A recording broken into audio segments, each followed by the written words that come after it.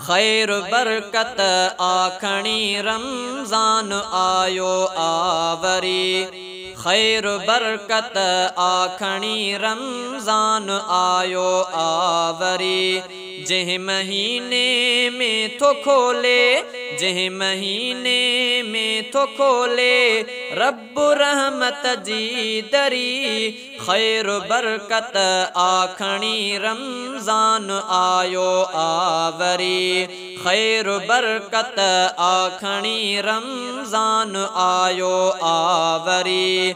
जह महीने में तो खोले, जह महीने में तो खोले रब रहमत जी दरी।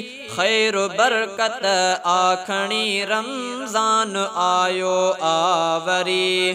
खैर बरकत आखणी रमज़ान आयो आवरी।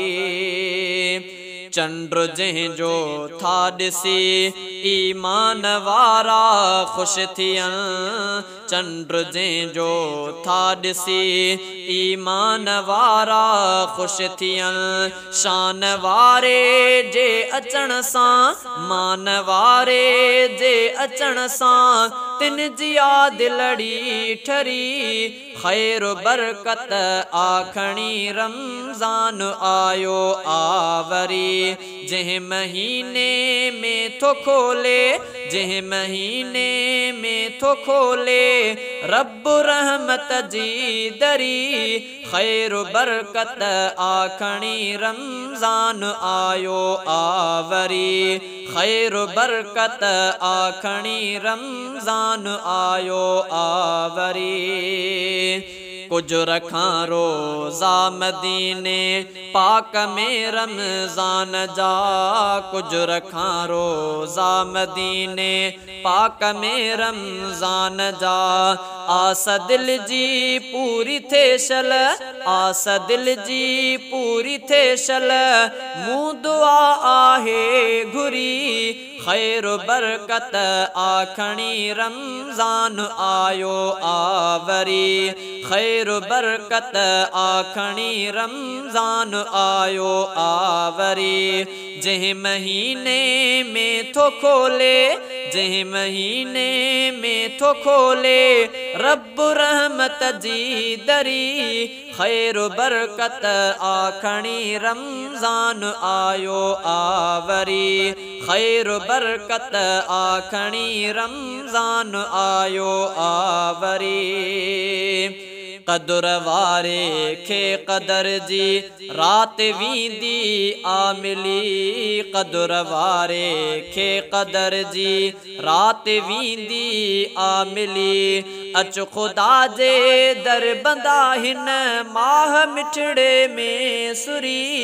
अच खुदा जे दर बंदा हिन माह मिठड़े में सुरी। खैर बरकत आखणी रमज़ान आयो आवरी।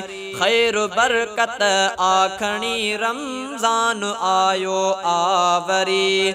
जह महीने में तो खोले, जह महीने में तो खोले रब रहमत जी दरी। खैर बरकत आखणी रमज़ान आयो आवरी।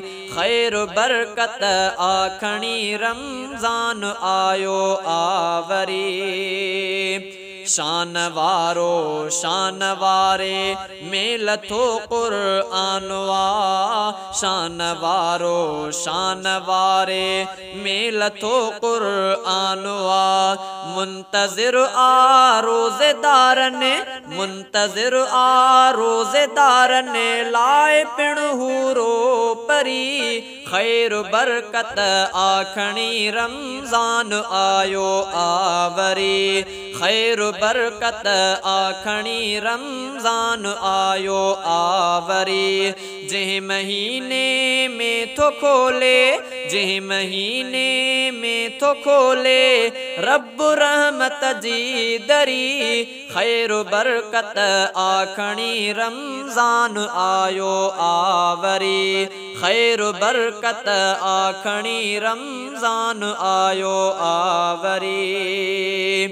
ऐं सुठो थी बाअदब थी रहु मिठे रमज़ान में, ऐं सुठो थी बाअदब थी रहु मिठे रमज़ान में।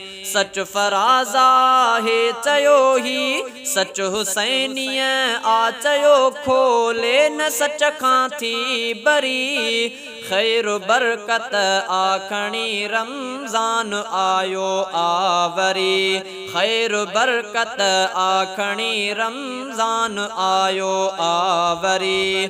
जंहिं महीने में थो खोले, जंहिं महीने में थो खोले रब रहमत जी दरी। खैर बरकत आखणी रमज़ान आयो आवरी, खैर बरकत आखणी रमज़ान आयो आवरी। जंहिं महीने में थो खोले, जंहिं महीने में थो खोले रब रहमत जी दरी। खैर बरकत आखणी रमज़ान आयो आवरी, खैर बरकत आखणी रमज़ान आयो आवरी।